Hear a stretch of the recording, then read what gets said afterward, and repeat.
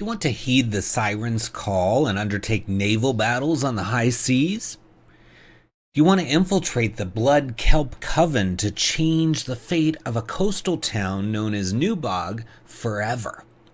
Do you want to experience the classic Dragonlance adventures using 5th edition rules and bonus player options? Well, if you said yes to any of those questions, we've got all that and much more in the latest episode of D&D New Releases. So let's get started.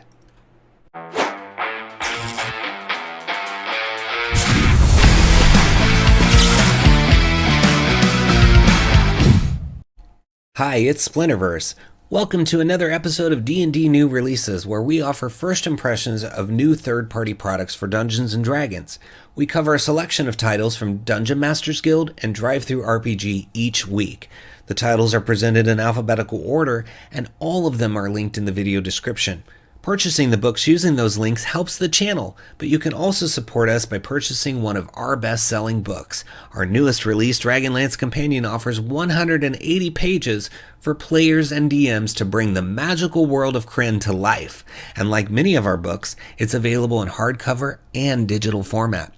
Our Swarms of the Multiverse offers over 70 brand new creatures, including their associated swarms, instructions on how to make your own balanced swarms, and lots of bonus materials such as 4 new demiplanes.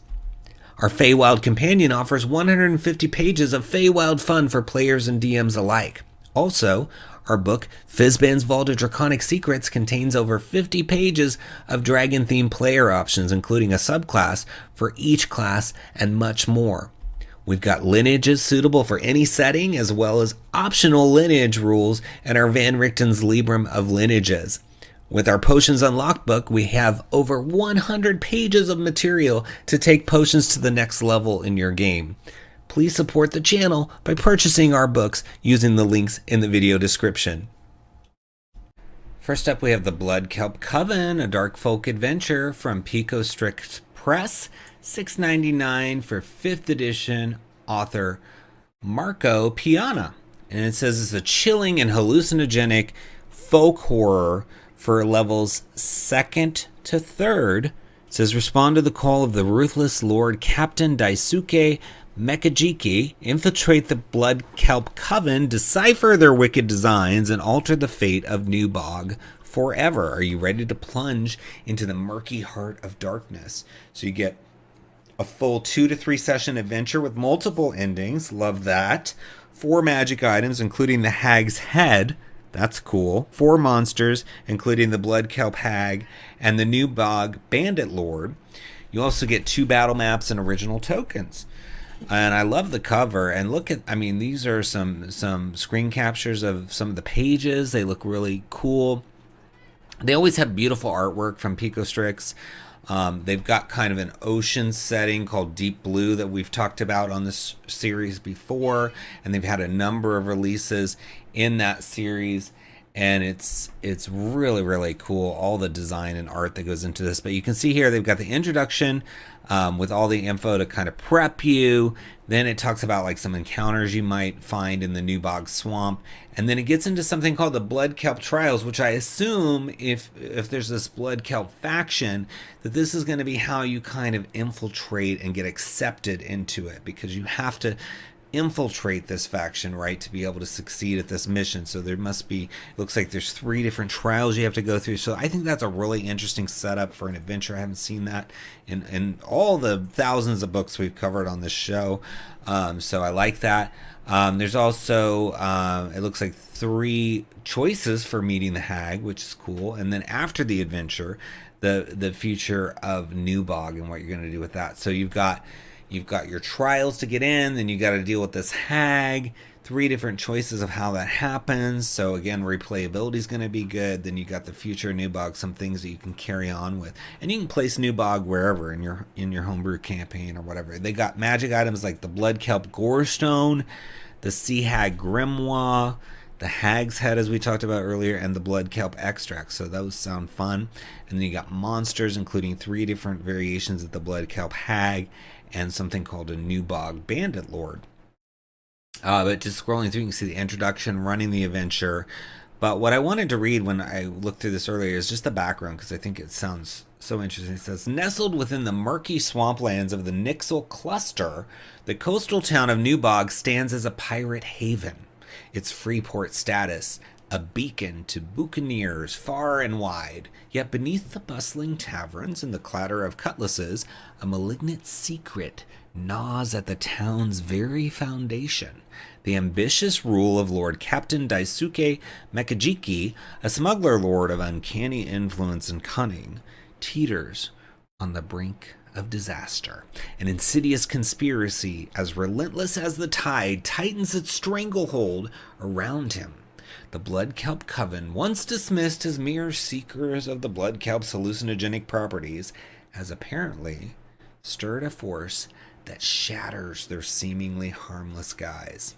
Beneath the cobblestone streets and the dank labyrinth of the city's sewers and nearby swamps, whispers of an unearthly power echo off the walls. This force, born in a nearby cultist village, churns with a thirst for vengeance that threatens to overflow and drown the region in conflict. Amidst this gathering storm of uncertainty, the adventuring party must steel themselves, sharpening both their blades and their wits to pierce the shrouded rituals of the coven. Only by unraveling the coven's tapestry of deceit and unearthing the buried truths can they hope to halt New Bog's inevitable plunge into the abyss. So it just sounds really fun, right? So many things going on. I love this coven. I love that there's trials, that you're going to have to deal with a hag, and that there's various ways you can end up dealing with this hag, and then really closely associated magic items. You know, a lot of times you get magic items as rewards in these adventures, but they just don't have that connection to the adventure. They have like a real tangential connection, if any. These seem really steeped in this. And I love the setting. I think, you know, it's a smuggler's town, and there's just kind of a mess with this faction that's kind of gotten out of control, and there's something hallucinogenic about it. So that just leaves a lot of room for imagination and things to go all kinds of directions, with beautiful artwork and maps to support it. So I think you really need to infiltrate this faction by picking up the Blood Kelp Coven. It's in the video description links. Give it a click. Next, we have Book of Blades Naval Battles by Greg Marks from Kobold Press, $4.99 for 15 pages. And it says, let's hope the party can swim. Danger on the high seas or lakes, rivers, dune seas, or aether currents can be a siren song to many an adventuring party. First, they're going to need a ship, though, and then a crew. Finally, once your players actually find some danger, they'll want to know how to raise the sails and take their ship into battle. Naval Battles is a new title for all aspiring captains, pirates, and explorers in your party. It's got a pirate's trove of tips and guides for naval encounters. You can discover inspiration for your next naval-themed adventure or campaign. You can learn the art of crewing a ship and picking just the right person for the job. You can outmatch your enemies in the art of naval warfare. There's a life of adventure out there on the water. With Naval Battles as a guide, you might live long enough to enjoy it. So they've done a number of books and in this line called Book of Blades, and they're all really fun. I think every single one I've looked at has been really interesting. You see a number of them down here in related titles people have purchased, so you might want to check those out as well. We've covered a few of them on the channel, and Kobold always does really fun, good-looking stuff. So looking inside, it goes through all the different things that you're going to experience being at sea, the spread of culture and language, disease, technology, trade, as you go through all those things. But it's also getting into, how do you fight? Do you target the hull? Do you target the sails? What are the methods that you're going to get into as you're trying to take down a ship? Because it's a totally different thing than just trying to take down some brute or some monster, right? And then it asks, why do you fight? Was not uncommon for sailors to sail under flags from that are different from their homeland, leading to diverse crews. During the Age of Sail, navies frequently made up for their losses by taking skilled mariners from defeated ships. As long as the sailors were treated well by their officers and earned enough gold, they rarely cared whose face was stamped on the coins that they were paid with. So if most sailors don't care why they fight, why do ships battle? And then it lists three reasons: controlling a trade route, controlling access to land, and piracy. So you can really dive into each of those with this book and figure out, what makes sense, what's going to motivate your party, or maybe the faction that they're working for, or maybe a competing group. Maybe the enemy is motivated by piracy or controlling access to the land or whatever. And then they've got all this information on movement, how to deal with the actual mechanics of it all, which I love what this section here says. It says 5th edition provides some limited rules for boats in Chapter 5 of the Dungeon Master's Guide, but doesn't connect these traveling and logistical rules to how your vehicle moves or how it fights. Indeed, the game suggests ignoring the ships entirely and focusing on boarding actions where the characters might shine. So the rules in this book are going to make the ship a dynamic and exciting part of any conflict. While they refer to wind and sails, they can just as easily be applied to navigating currents in the ether or using magical engines. So you could use this with Spelljammer as well, right? Very, very cool. And I love that they've dropped in some adventure hooks. So we're going to read one of those right now, just to give you a sampling. I hope that you come in here and check it out, because, this goes into so much detail. You get to see 5 of the 15 pages, so a third of the book you're going to get a read before you purchase it. But it says, prize crew. When a pirate ship takes another vessel, they'll use a skeleton crew to sail it back to port. Though, if the crew's losses were great, some captured sailors might be pressed into service, often with their promise of good behavior in exchange for better treatment or even the chance to be ransomed back home, provided they promise to not take up arms again in the current conflict. This makes for a brilliant start to a campaign, with the PCs being pressed to sail the vessel under threat from pirates. The PCs must then decide whether to stage a mutiny, make a daring escape, or live the pirate life. So that would be really interesting as a start, right? Because you can just start with all that stuff having already happened. Here you are, you're on this boat. What are your motivations, and how do you as a party resolve them? Because maybe some of you want to live the pirate life. Some of you want to get back home. Some of you want to just make an escape. And some of you just want to sail the ship back and see what happens. And so there's going to be that conflict, and how do you convince the other part of the party? And it's just a great conflict-driven starting point for everything else to flow outward from that. Maybe it's an ordinary ship crew just doing ordinary things under these circumstances, and then it finds that it's now a Spelljammer situation, right? It goes from the water into the wild space, right? And so that changes. Maybe they start with, we're gonna make an escape when we get a chance, and then maybe as part of the escape you could have it transition into spelljamming, and now they have to think again about what their decisions are, right? Because here we are, we're in wild space. Do we want to go back home now, or do we want to explore this? Or what does the rest of the crew that's with them decide about this, right? So you can have some really, really engaged NPCs from the beginning too with this. So that's just one. There's others in here we didn't read. There's one called Marooned. So I love everything that we've read in here, and that means there's a lot packed into this.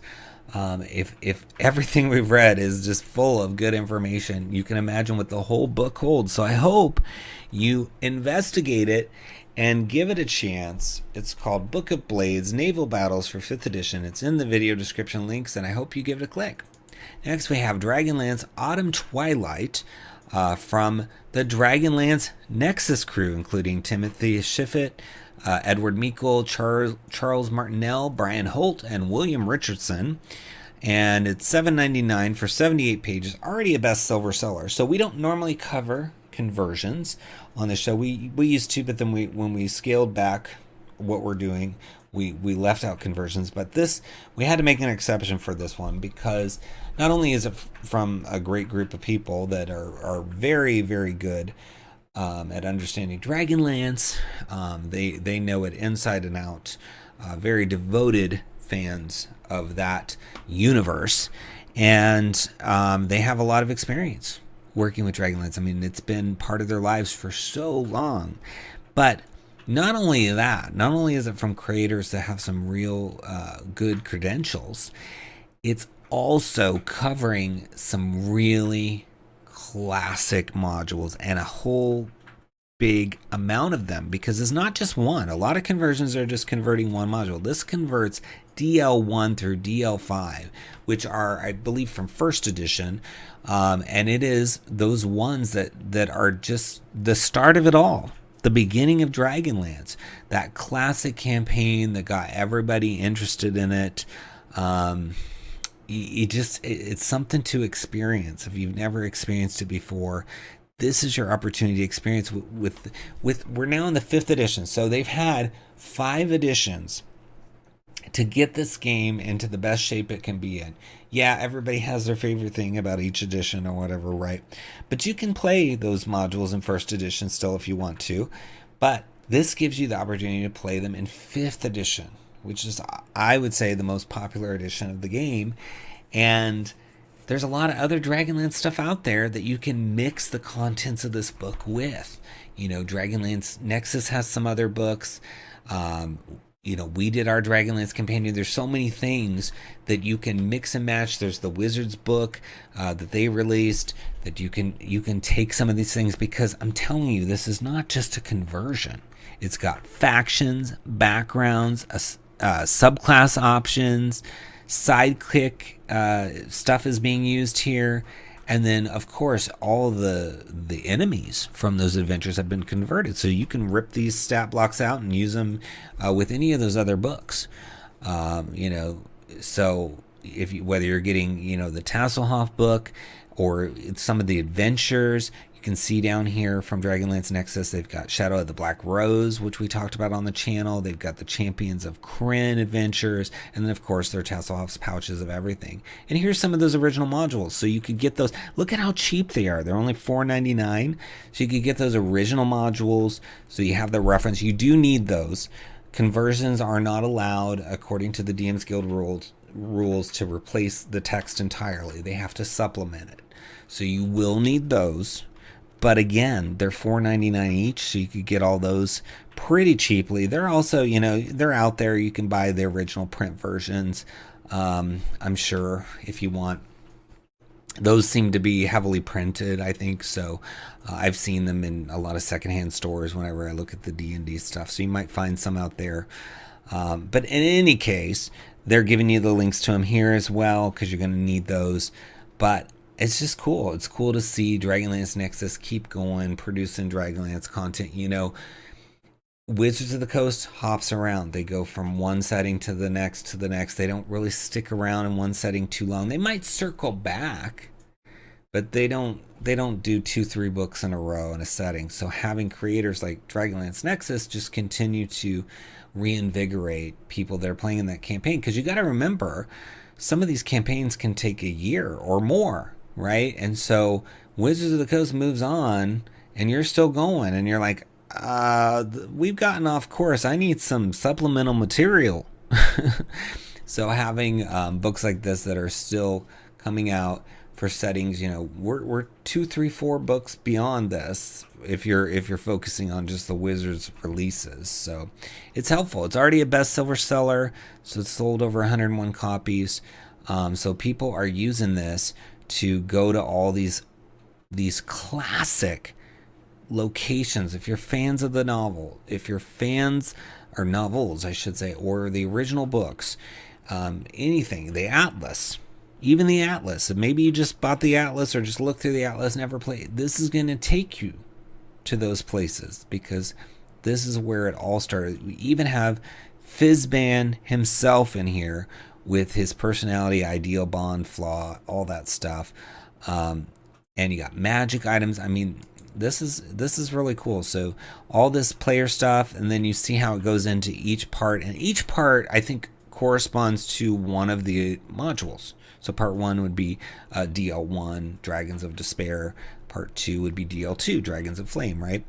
And then you have this huge appendixes with monsters, sidekicks, friends and foes, special creatures. Again, stat blocks you can use all over the place. Even some very famous Dragonlance characters. So I'm telling you, if you want to experience, this classic autumn twilight cycle of books, this is going to be the best way to do it in 5th edition. So here they're going into some of the ancestries and how those connect, the classes. You get the leadership, which is divine domain. If you want that new subclass, then you get the wild runner, which is a new fighter subclass. And then you get backgrounds like Hand of Haven Guild Thief, Seeker Holy Guardian, Scales Society Merchant, and then rank and renown for different factions like the Knights of Solamnia, the Seekers, the Scales Society, etc. So let's read about that. It says, Renown is an optional rule found in the Dungeon Master's Guide. If you choose to use this rule in your Dragonlance game, it provides structure for gaining rank and other benefits within factions and organizations.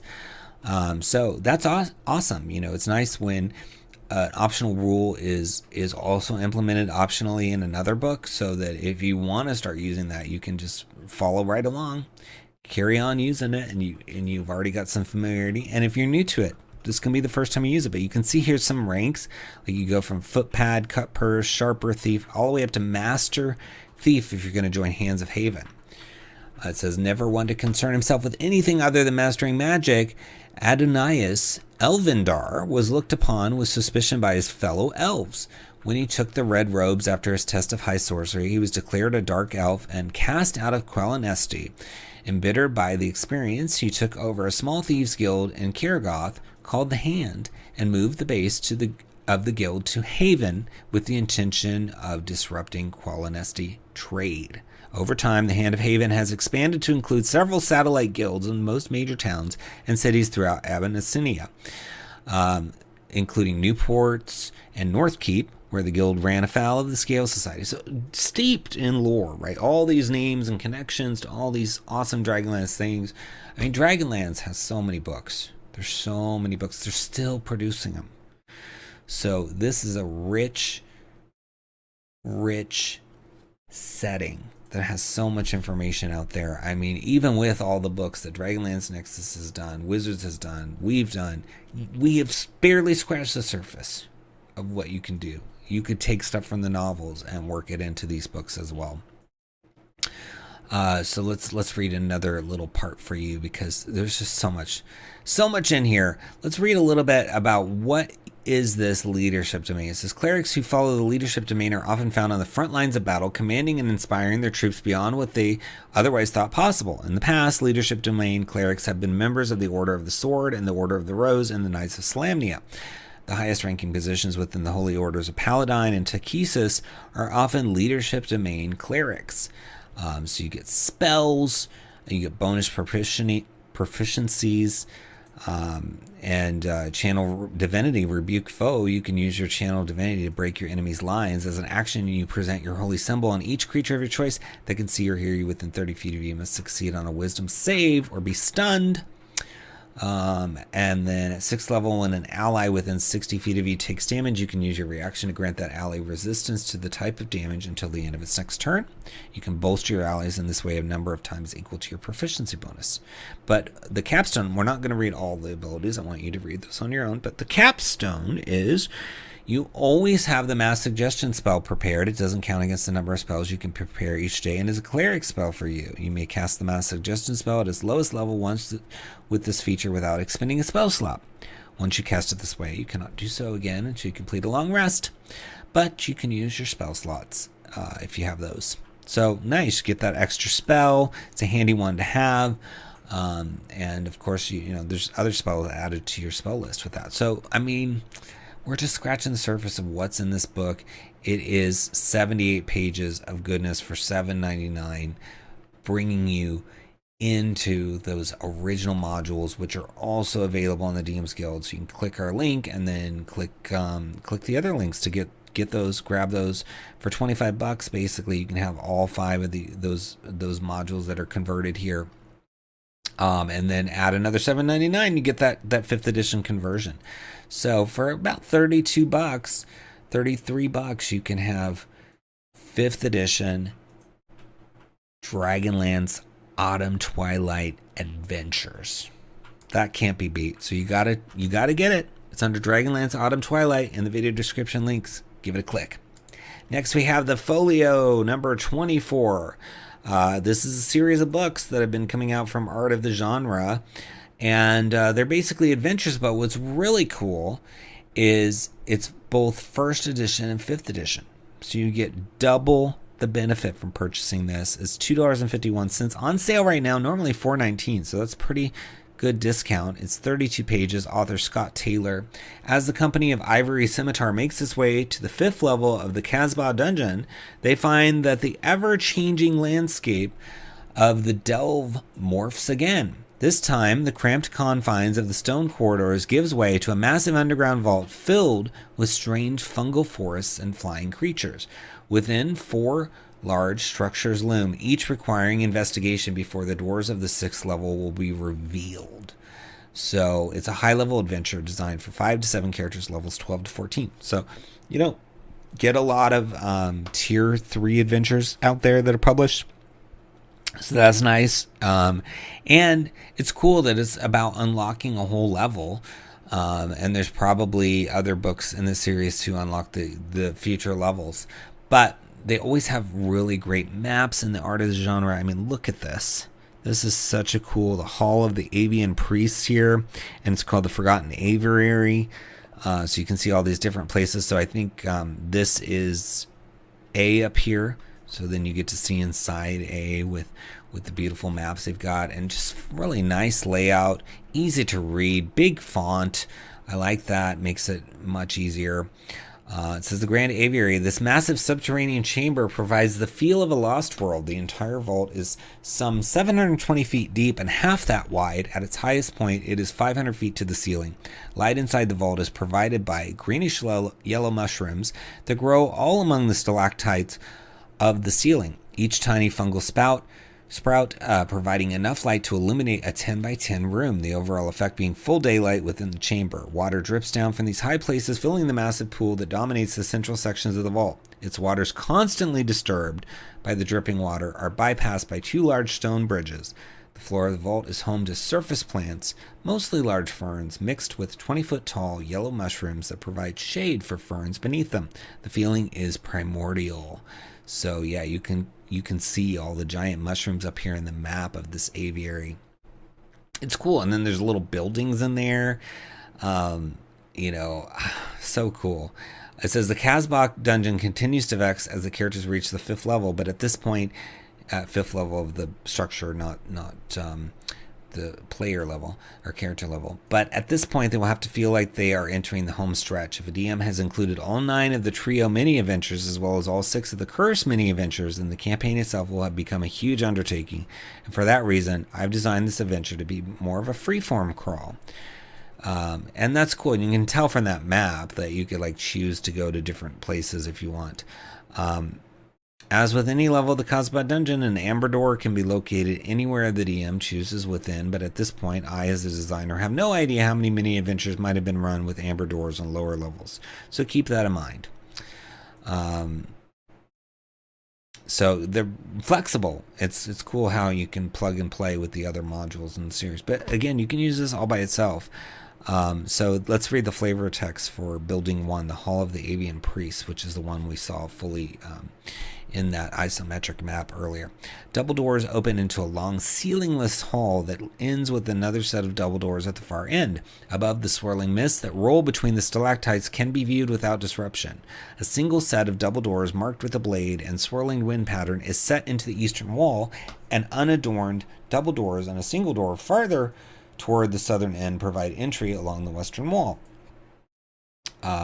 So yeah, I love those descriptions. Makes sense what's going on. And it's nice. They give you one of those for each of those. So you got the Forged Temple of the Sky here. It says decorated with an immense tapestry depicting the open sky and hundreds of avian creatures. I mean, it's really well themed. And I mean, look at this artwork. You see those giant mushrooms. You see all these. I mean, there's this cool little bridge here. There's like a little lake, stalactites, glowing fungi. It's very otherworldly. And if you've been adventuring for a while, it might be nice to see something natural. If you're delving through other structures, I'm not sure what the previous levels look like, but I think this is really fun. Great price. I mean, $2.51. I mean, that's pretty cheap. Even those maps are worth that. Really, really cool. And first edition plus fifth edition. You can play it with different groups that play different versions of the game, or you can this is a great way to learn a different edition, because maybe you played one but you've never tried the other, and if you can play it first in the one that you're used to and then switch to the other one and get that experience, leaning on your existing knowledge of the adventure itself, so that all you're worried about is learning those new mechanics for whichever edition you're switching to. So I love it. You got to check it out. It's under Folio 24 in the links below. Give it a click. Next we have Forging Sentient Weapons, a 6-step guide. 6 simple steps to help you create memorable and fleshed out living weapons for all your D&D and RPG needs, with 6 pre-made, ready-to-use sentient weapons. So sentient weapons are really interesting, and it's nice that they're going to teach you how to make your own and give you 6 new ones, like the Silent Gale, Galen's Resolve, Frostbite, Whisper Silk, Dawn's Light, and Wraithrend. That you can use if you want. It's only 10 pages for $2.99. It says embark on an enchanting journey of craftsmanship with forging sentient weapons, a treasure trove for D&D players and dungeon masters alike. This unique guide unveils the mystical art of creating sentient weapons, each with a distinct personality and story. Spanning 6 detailed steps enriched with vivid and captivating narratives, this guide is a masterclass in forging weapons that are more than mere tools of battle. They are companions with souls. So you gotta dive deep into this, like selecting the materials to infuse a life into your creation. It could be a sword imbued with ancient wisdom, or an axe echoing with battle songs. And then there's other things that you have to do to bring it all together. So looking inside, you can see 7 of those 10 pages. So you're going to see most of the book. So the first step is like, how did this thing become sentient? So we're just going to kind of mentally pick a random number here. So we're going to pick 5. We're going to pretend we rolled 5 on the origin table. It says, in reward for a lifetime of faithful service, a cleric requested to be sealed within so that they could continue the service to their god. So a cleric spirit is infused into this sentient item, so that it can keep serving its god in some way, right? By assisting whoever's wielding it. And then you get step 2, personality and nature. It says an interesting aspect of each living weapon is that they are as unique as any normal living thing. Does your living armament have a fondness for jewelry, or does it not care at all for material things? You got to find out. So on this one, we're going to pretend that we rolled an 8. The weapon often wants to err on the side of caution, stemming from a deep-seated desire to keep its wielder safe and unharmed. So that could be really interesting to roleplay, right? You're wanting to swing forward with the sword, and it's like kind of pulling back. Like, no, maybe don't break the lock on this door, right? Really interesting dynamic. Maybe you have to negotiate with this sword and say, hey, it's stabby time. We got to do this. I will polish you later if you stab. It could be just a fun character moment. And then you got depiction and composition. It says the third step, and one of the most fun, is determining how your sentient weapon looks. So again, it goes through these options. So we'll just pick a number and roll. So we're going to go with number 4. The weapon is crafted out of a strange black metal with its grip wrapped in red leather. So that could be interesting. You could describe that. You can even feel it, if you've ever touched leather, which everybody probably has, but you can just feel that leather in your hands. And then what's the interaction and communication like? So we're going to pretend we rolled a 10 out of 10 here. It says the weapon only speaks by quoting holy text whenever its wielder enters a church or holy place. So that could be interesting too. You got to find a place like that, or you got to make a place like that. You got to create a makeshift shrine to get it to start talking to you. That's interesting. Maybe, even figuring out how that works could be a whole thing. Talks about weapon growth. Acquiring new powers or transformations for your sentient weapon should be significant and rare moments in your campaign, marking key milestones in its bond with the wielder. Ensure that these developments are gradual and balanced, enhancing the story without overshadowing the character's abilities. So yeah, that's something else you could do. And here on the growth table, we're going to pretend to roll a 2. It says the weapon can absorb and store emotions, later releasing them to influence those nearby. So maybe the sword will, carry fear as an emotion, and then you can release that into an enemy, and then it becomes frightened, right? And then you don't have to deal with that enemy while you have another one you got to take down, and then that one's maybe later not frightened, and then you can catch up to it and take care of it. And then it talks about the price. The weapon constantly whispers to its wielder to honor the arrangement. So that could be, if you rolled a number 4 here, that's your price. So maybe there's a secret bargain. Could be a fey bargain, maybe, or a dark bargain with a something from the Shadowfell or a fiend, right? So these are fun tables that really, just reading through with you, I didn't pre-read this. Got so many ideas of ways, arguing with the sword here, having to put together a makeshift shrine. You're lugging around this bag and you're like, what is all this junk? The other character says, and you're like, oh, I gotta put together this little temple to get this thing to talk to me, but you've got all these pre-built ones that give you an origin, personality, depiction, interaction, growth, and price. So these are already made. So if you're still on the fence about, I'm not sure how I'm going to make this one as a DM, you could read through some of these and get some examples, or you could just use them as is. That's the beauty of this book. That's only $2.99. For less than a price of a Starbucks, you can learn how to make your own sentient weapons and get 6 of them ready to go. So I think that's a steal, and my sword agrees. So you've got to grab it. It's called Forging Sentient Weapons, a 6-step guide. It's in the video description links, and I hope you give it a click. Up next, we have the Gunslinger, a complete player class and firearms source book for 5th edition. It says Gunslingers are highly trained firearms experts who are a cut above nearly anyone who picks up a pistol or musket. Drawing on their bravado, gunslingers can accomplish deeds with firearms that would be difficult or impossible for others.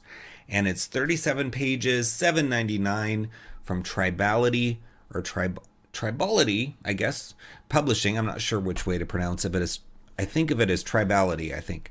Anyway, this is a brand new class focused on someone who is an expert in using firearms, and then you get 6 different subclasses to go with that class, including arcane gunmasters who weave magic into their shots using a rare form of sorcery.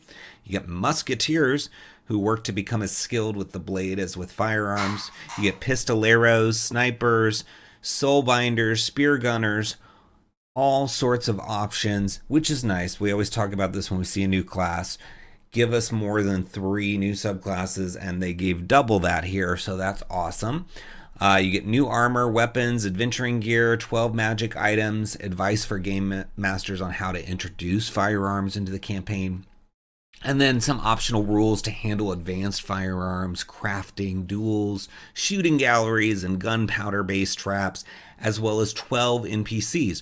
So it seems like they're really covering everything that I can think of that you would want or need for firearms in one book at a good price as well. So you can see some of the beautiful layout and artwork. Tribality always does really good stuff. I love their some of their other books that I have. I'm not seeing any of the other ones on here, but they have one Under the Sea or something like that that's really cool. that we've looked at on here, and I got a copy of that, and it's so good. Anyway, looking inside this book, here you have the class, you have the features of the class, the gunslinger archetypes, and then you've got all the equipment, magic items, game master's tools, and then those allies and adversaries. So really nicely organized collection of stuff for you. Your intro here it is, 𝙎𝙤𝙬𝙧𝙀 𝙬𝙪. That's what it is, not Under the Sea. I'm thinking of Little Mermaid or something, but 𝙎𝙤𝙬𝙧𝙀 𝙬𝙪. So you could use this with that setting.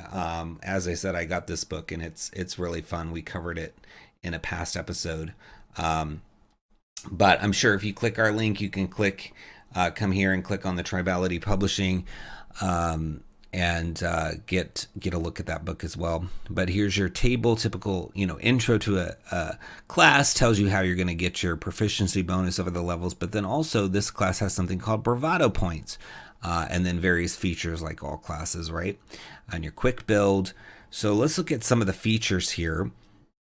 So one of them is bravado. It says you can draw on your courage and confidence to accomplish deeds with firearms that would seem impossible to others, powered by bravado points.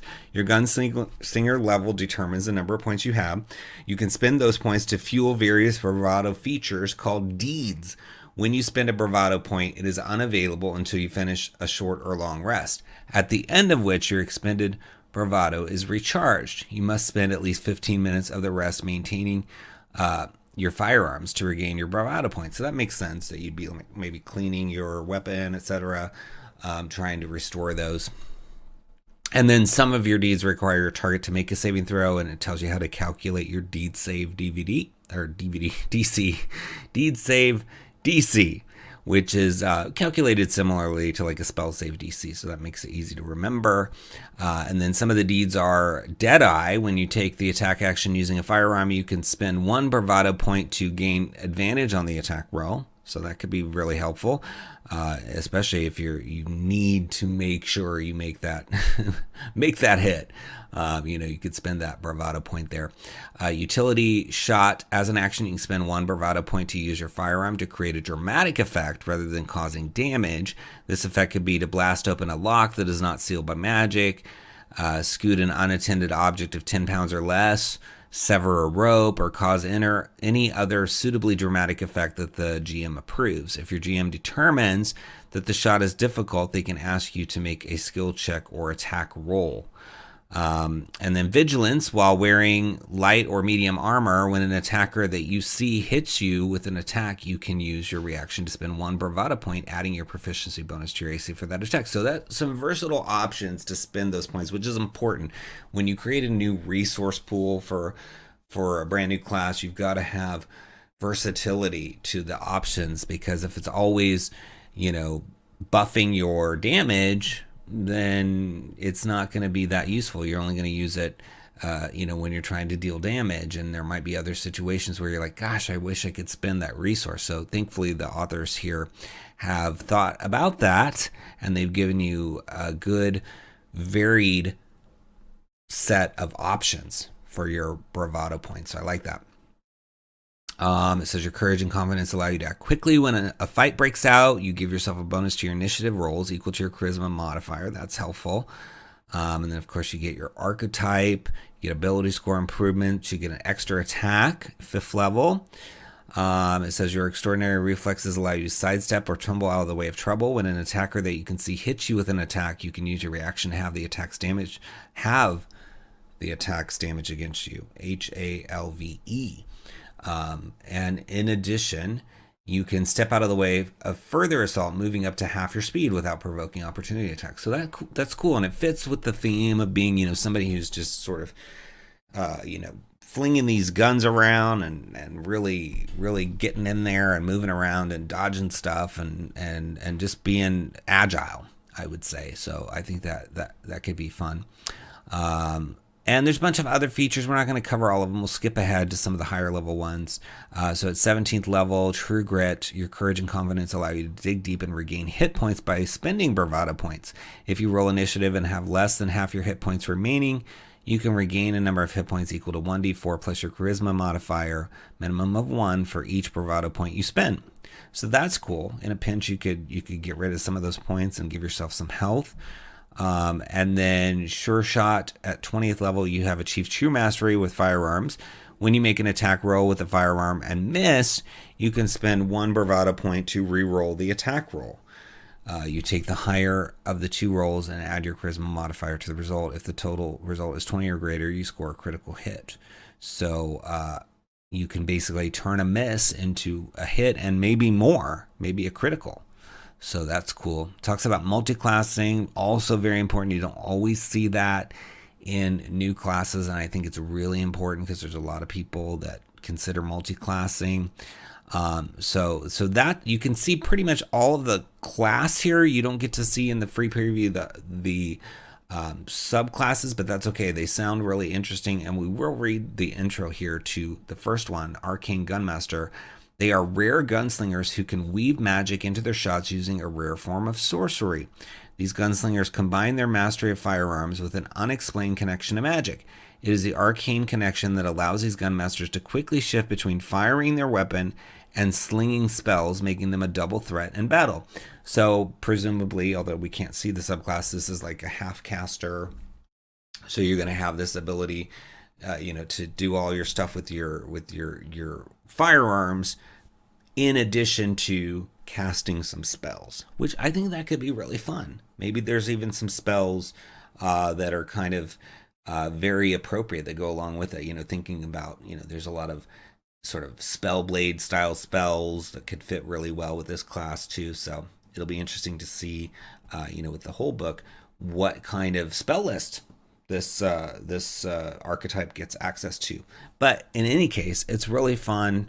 Tribality always does really cool looking books, really well written. Like I said, the Seas of Ladari is a great book. I loved reading through that one.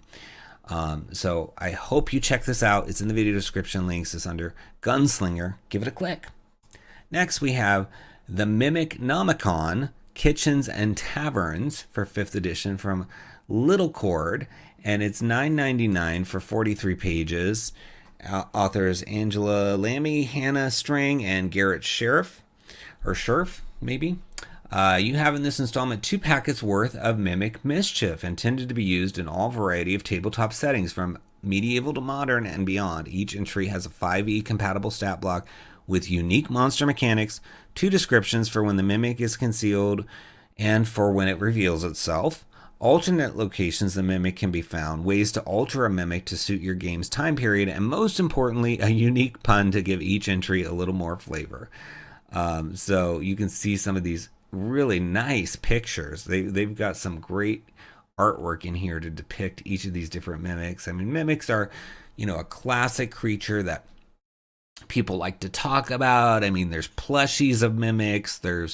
There's all kinds of toys and things that people get that connect to Mimics. I mean, they're just a natural thing to manifest outside the game because they have just an interesting look to them. And so it's cool to see books that are devoted to this particular creature and variants of them, because there are so many directions you could go. There's so many things that could really be a Mimic instead of whatever the object looks like, right? It could be a Mimic under there. And so here is the table of contents. You can see they're covering aprons that are Mimics, blenders, bulletin boards, butter dishes, cabinet sets, chandeliers, coffee makers, dish soap. I mean, all the way down, pumpkin pie slice, room key, toaster, taxidermy. So some of these lean more toward modern. Some could be anything. I mean, a room key could be any key. Piano, you can have that in certain settings. So it's nice that there's a mixture of modern and fantastical. And of course, the authors have said that they will help you convert those. And so we get to see one here called the Apron, and it is a CR3, and it says concealed an adjustable 2-pocket apron hangs on a peg by a kitchen door. Its extra long ties and neck adjuster ensure that any chef can look fashionable and professional while cooking up a tasty meal. The sleek black fabric is embroidered with the words penne for your thoughts. There's that pun. And a simple outline of penne pasta accompanies the text. And then it says, when it's revealed, you pull the apron off the hook, curious to try it on. Unbidden, the ties lash out at you, wrapping around your back and tightening. Your breasts catch in your throat as you feel the ties cut into your skin, pressing against your ribs. As you look down, struggling to undo the tie around your waist, you realize the double pockets have filled with teeth leering at you as twin tongues emerge from their depths. The apron drools in excitement as its ties begin to dig in deeper, crushing you. So you're getting basically surrounded by this, grappled by this apron. And, that makes perfect sense. And I love how that's written like flavor text, the reveal. So you could, as a DM, just read that, if it goes according to plan, right? If they pull it off the hook and try to put it on. And then it talks about medieval to modern and beyond. This object should be appropriate for any time period. Feel free to flavor the embroidery to be appropriate for your game's current setting, as well as your game's typical level of humor. So yeah, you could remove the pun if you wanted. So you got your stat block here, and there's a bonus action called One Size Fits All, recharge 5 to 6, melee weapon attack plus 5 to hit, and it deals 10 force damage, and the target must succeed on a DC 12 strength saving throw or be incapacitated until the start of the mimic's next turn. So they're tweaking these stat blocks. These aren't just a copy paste of the mimic stat block. They're tweaking them based on what the object is, which is really cool. And again, there's artwork here. So each of these is going to give you a different option to have a mimic. I mean, you could have a place that's just filled with everything's a mimic, and so you could get the party thinking even stuff that isn't mimics is. And then so you've got to kind of, are they going to pull the trigger here? Are they going to do the thing that they're supposed to do? Are they going to be so tentative that it's, that everything's a mimic? Who's going to be bold enough to just go ahead and try to grab whatever they came here for? Maybe they're here to retrieve a scroll or something that has something important on it. And so are they going to touch that scroll, or are they going to be sitting there casting spells trying to see if it is a monster? Or not. And you could just have a lot of fun with this, or you could just sprinkle in a mimic here and there, and there's just really fun artwork, as you can see in the cover. And then scrolling through here, there's a lot more. This I think is the chandelier, which I think is a really fun idea for a mimic, a chandelier, because you can put that in any time period, and kind of has natural legs, right, with the sort of the branches or arms, I don't know what they call them on a chandelier, those things that reach out, that hold the candles or the lights, make natural sort of spider legs, right? And so that artwork is really fun, and there's a lot of other great artwork in here. So no matter what, I hope you're brave enough to click on the link in the video description for Mimicnomicon and check it out. All right, next we have RavenQuill Journey Palace of Dust, and it's from RavenQuill, and it's $4.99 for the PDF, but you can also get a standard color softcover for $9.99, or both of those for $14.36. It's 33 pages, author William Stuckert, and it says, a tale that begins with a single magical item, but this is no ordinary item. Enter into another plane of dreamlike illusion and wonder. Prepare to confront mystical adversaries and work together to navigate the obscure landscape of sand and dust, an unfamiliar and wondrous world. So it's a series of 2+ session quest plugins for your campaigns. All quest hooks are set to a base level of 5th level, but can be accommodating to the player's level per the GM's discretion. So that's cool. I like little plug-in quests, because then you can fit them into something else that you've already crafted, or you can run them independently, however you want to do it. So the preview is in spread mode, so we're seeing 2 pages at a time. So I'm going to zoom in here so we can look at those. That's actually, I think, pretty good when you're looking at it on a monitor to have spread, and they may offer both. I don't know. Some PDFs come both spread, non-spread.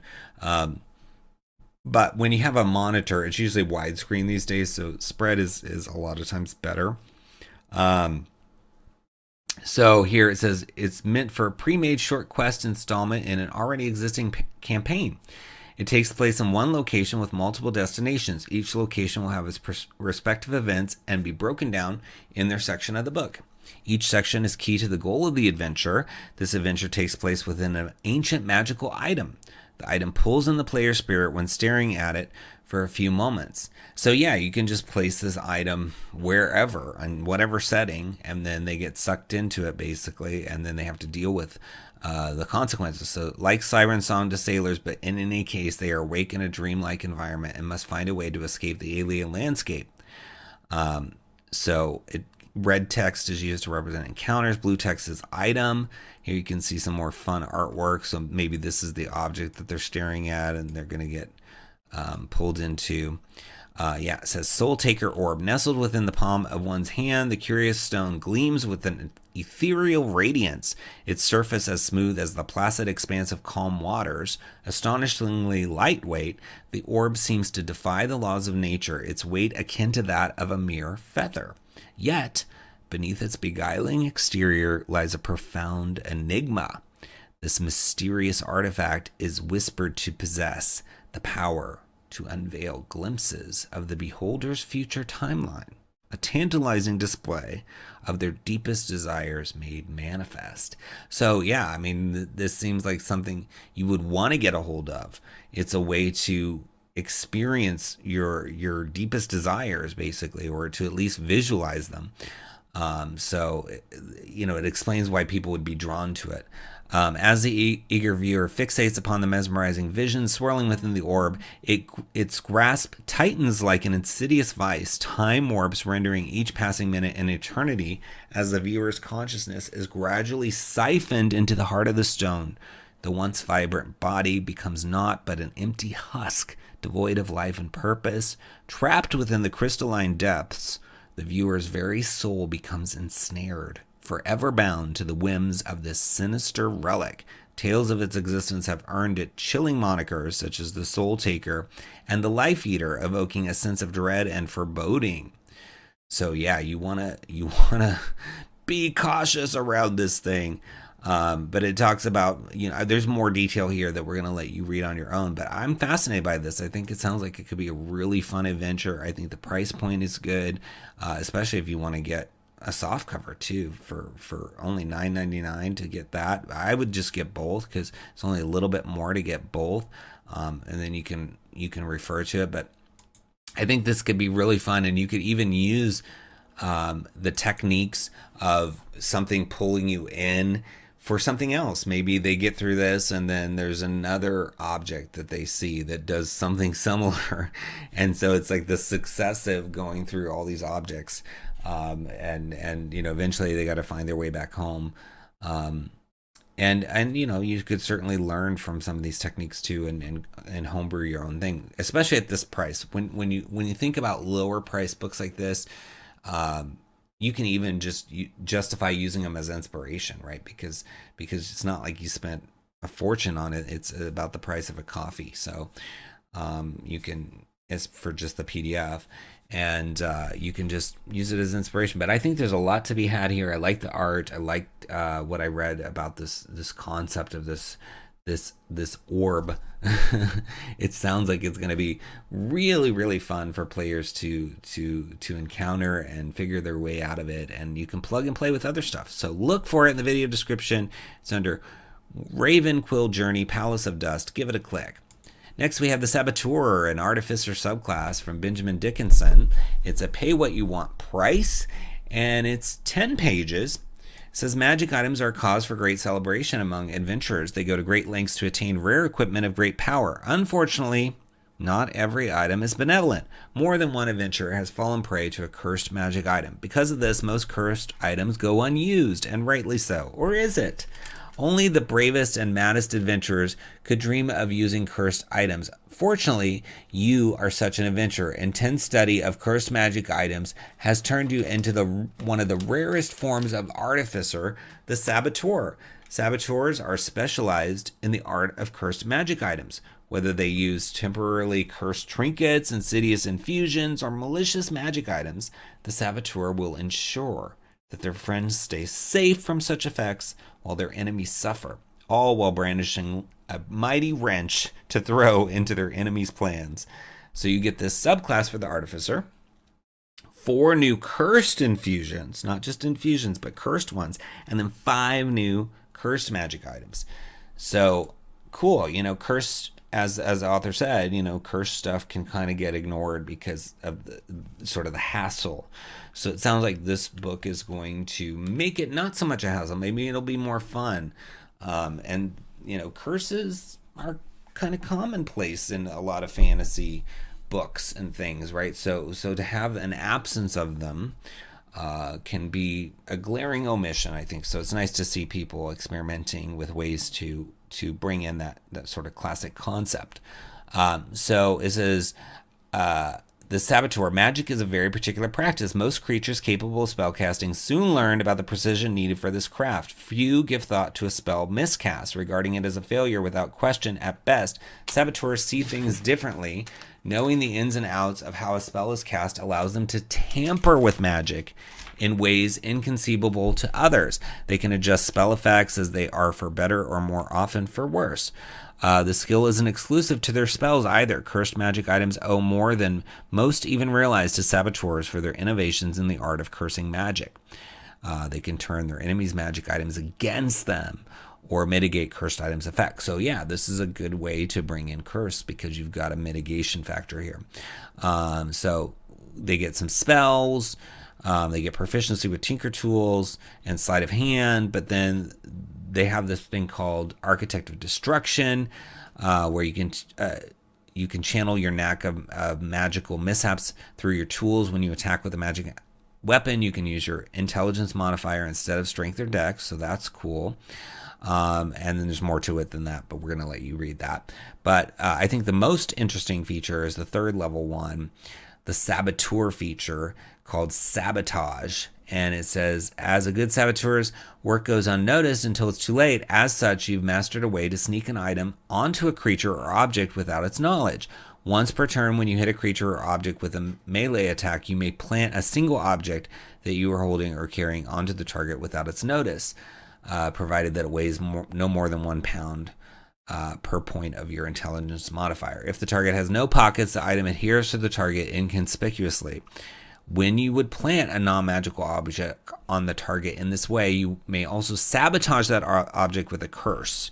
And then there's a list of the curses. There's a lot more rules to it, which I'll let you read. But the options for the curses are sluggishness, the target speed is reduced by 10 feet. Fragility, the target's AC is reduced by 1.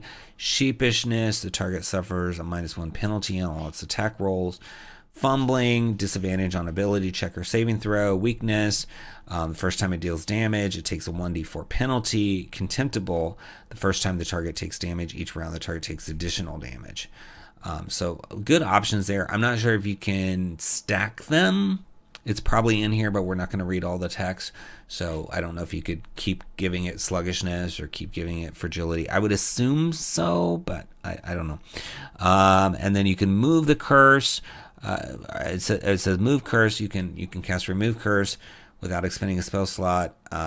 You can transfer 1 curse affecting the target of your spell to a different creature. So those curses that we just created with the 3rd level feature, we can move around, which is cool.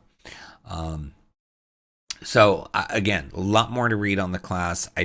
Subclass, I don't want to read it all because I want you to see it, but I wanted to give you a little bit of the flavor, and then so that way we have time to look at one of the infusions and one of the magic items, because this book is nice in that it gives you more than just a subclass. It gives you some bonus material. I always love that.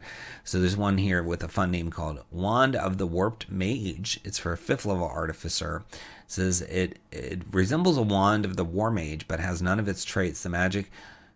This magic focus can be used as a spellcasting focus for any class and grants a +1 bonus to spell attack rolls made while holding it.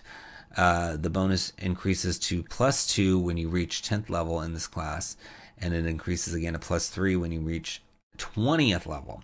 But it is a cursed infusion. This focus is cursed while a creature that is attuned to this focus holds or carries the curse extends to them. When the cursed creature uses a spell to affect an enemy in any way, such as dealing damage to it or forcing it to make a saving throw, the cursed creature then teleports to an unoccupied space of the DM's choice within 5 feet of that affected enemy.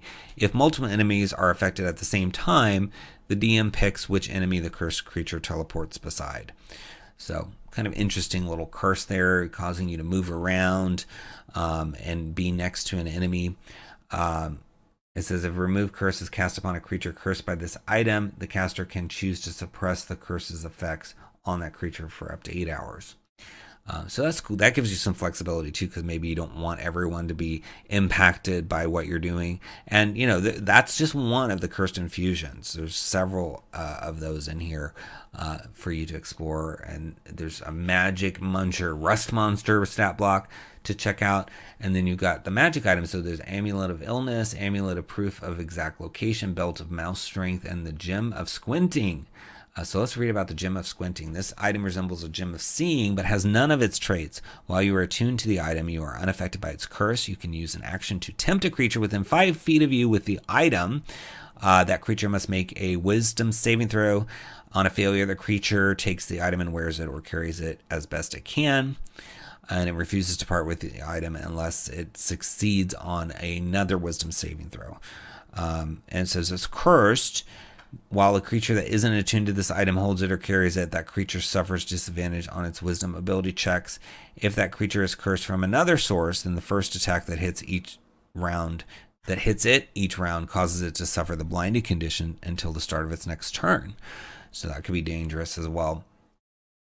Yeah, I love this curse theme running through this whole thing. I mean, you could take pieces out of here just to bring in some curses somewhere, whether you're going to use this subclass or not. I think the subclass is fun. I like that it's got these little curse little trinkets and things that it's putting in places. Just the role play of that, of like, what is the object? Because clearly the artificer playing this is going to have those objects. So coming up with what are these little tokens and trinkets and things that you're going to have to put on these targets is going to be an interesting role play opportunity. And then the business of it being discovered at some point, because at some point, even though it's inconspicuous, I mean, if you've got a coin on the side of a rhinoceros on its skin, somebody's going to call it out and say, you know, there's a coin on the side of this rhinoceros.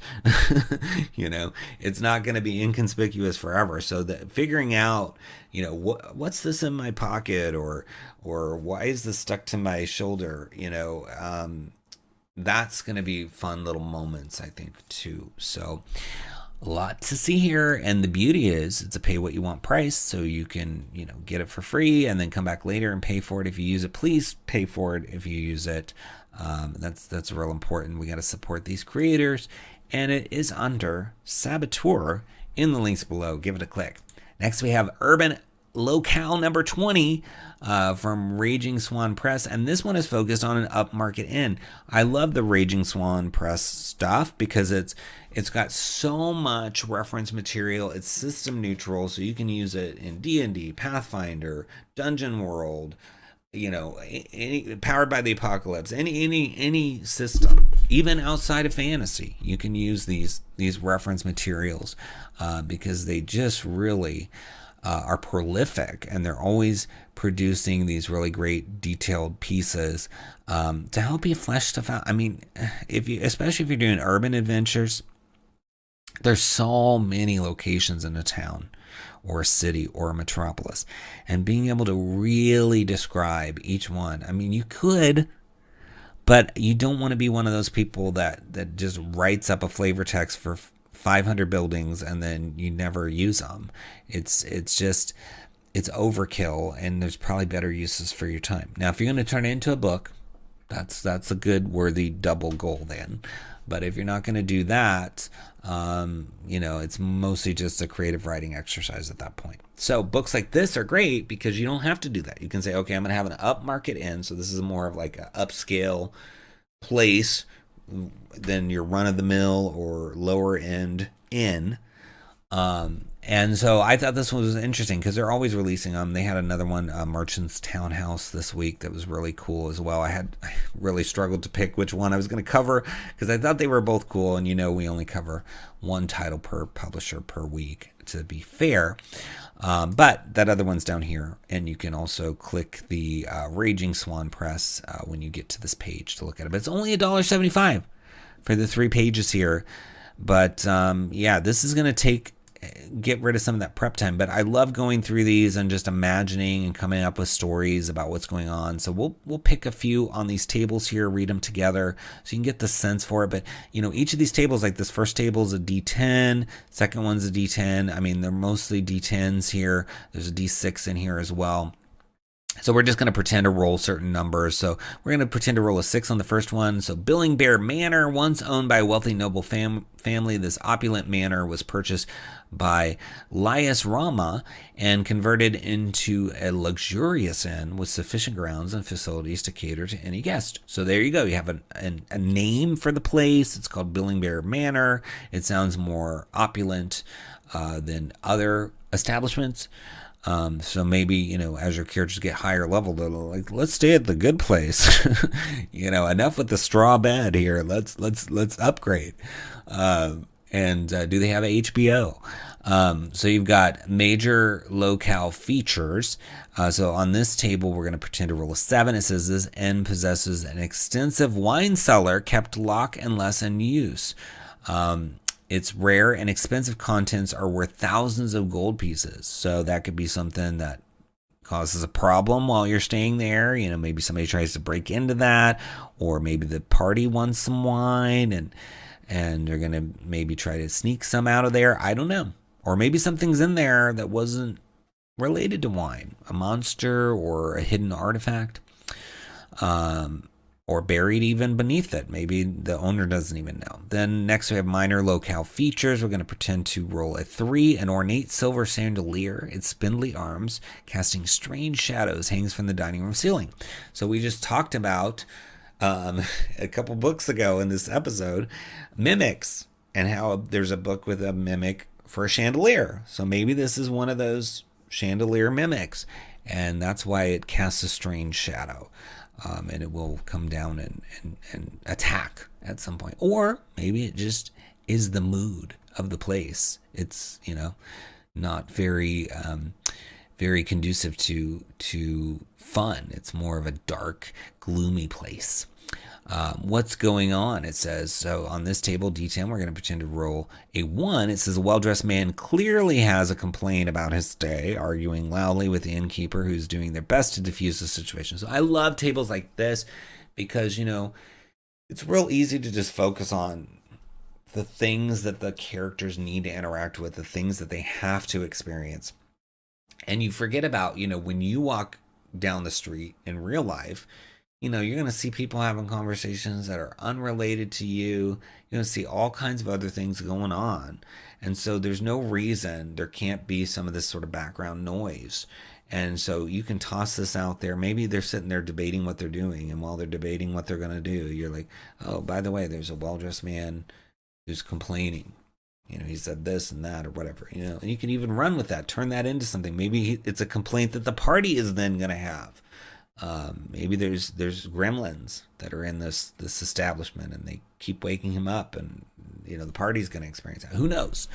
But you see how we're getting inspiration from just going through here, and you don't have to roll. You can pick from these. You can just read the table. So then you got a table for other folk. On this one, we're going to pretend to roll a 2. Anton Thule, a neutral good male human, takes his job as a stable boy seriously, although he wishes it paid more. Only 16, he's taken on the burden of supporting his widowed mother and younger sister, but with his low wages, he struggles even to put food on the table. So yeah, he's the stable boy for the inn. And so maybe he can become like somebody who the party gives a little coin to because it helps him out, and maybe he does things to help the party, like takes care of their mounts, or maybe fetches things, or maybe shares is on the lookout for something for them. Who knows? But that's just one of 10 options for the people hanging about there. And then finally, on the last table, it's what's for sale.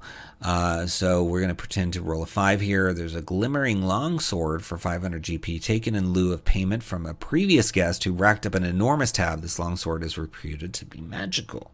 So again, it's just a start. It's like a prompt. It's going to get you figuring out, okay, what is its magical effect, or is there even one, or maybe it's even cursed.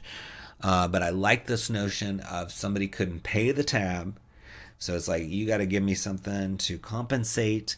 And then now you have this sort of trove of maybe things that have been, because I mean, what is the innkeeper going to do with some of this stuff, especially a magical item? I mean, unless they know how to use it, they may have a stockpile of stuff like this. And so this table is going to give you ideas. So I love it. See how much, I mean, it's just 3 pages for $1.75, but we had so many ideas that you can run with if you really want to be inspired. And this is a whole series. That's just one location. This is number 20 out of all the urban locales. So if you want to look at the other ones like the Merchant's Townhouse, you can click our link and then click on Raging Swan Press and see all the goodness that they have created. And I'm sure there'll be more to follow.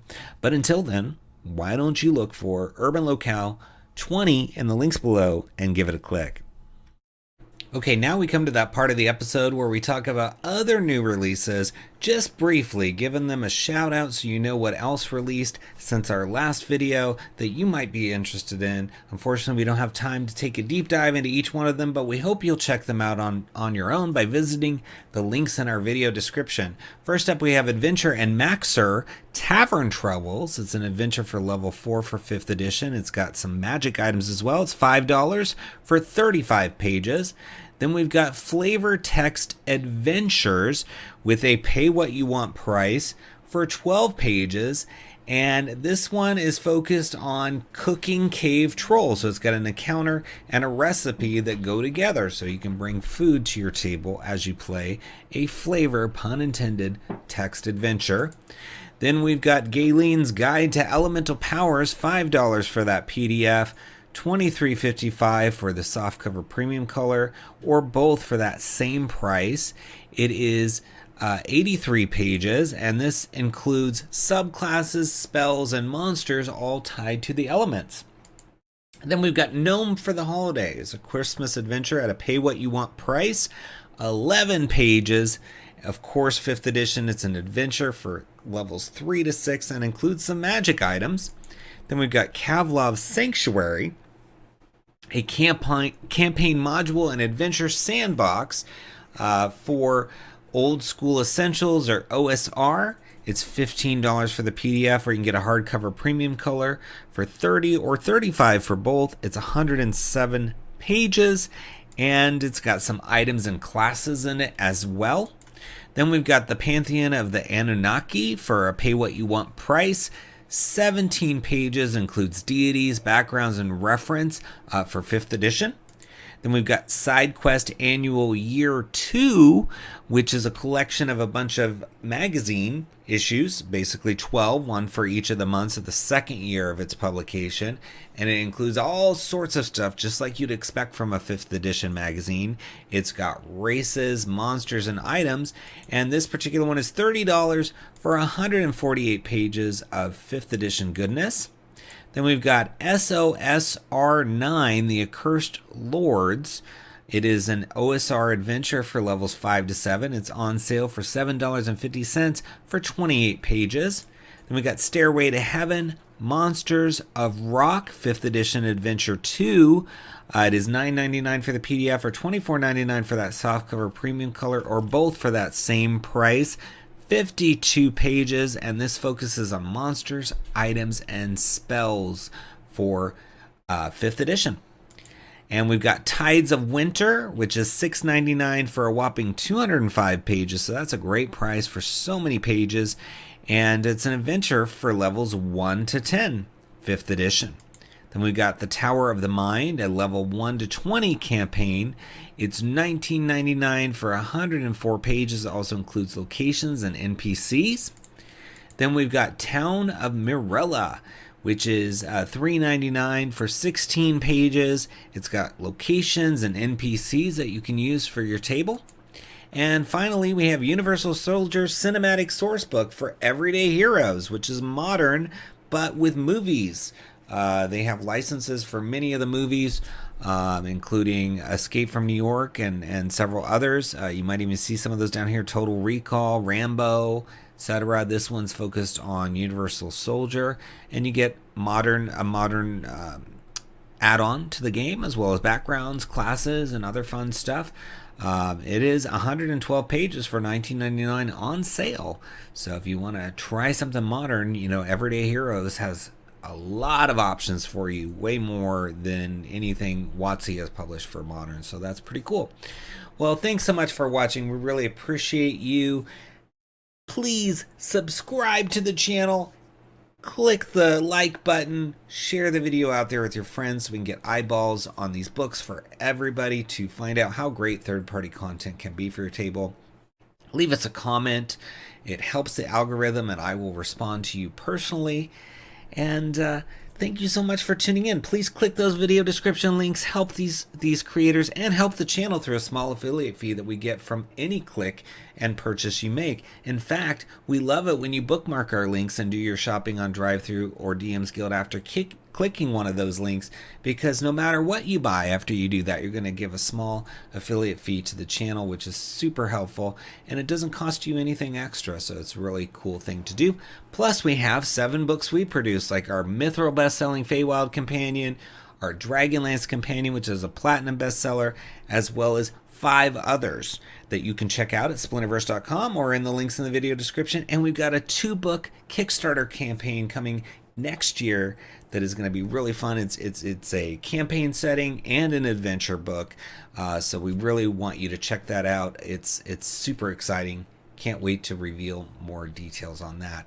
So again, thanks so much for watching. Thanks for supporting and caring about third-party creators. It's really important, especially today. So thanks so much for that, and until next time, happy adventuring.